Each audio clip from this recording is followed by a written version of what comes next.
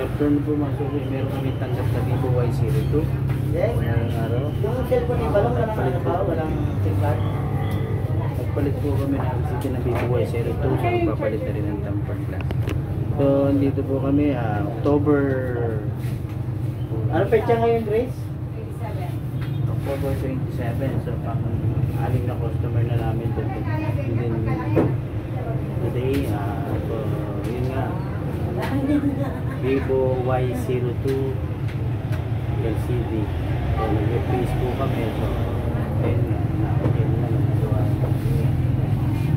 Ang warranty po yun na 1 year warranty. Ay 1 year warranty. 1 month warranty basta wala pong bata. So mga suki dito po sa 3-4 days cellphone repair. May mga warranty po kami. Charging pin. CD, pero hindi lang namin winawarranty ang pattern, yung mga Gmail account, yun lang po ang hindi namin winawarranty. And then yung mga tempered glass namin, meron din kami available dito. Yung mga charger na original is 500, which is 1 year warranty po yun. Ibabalik po namin.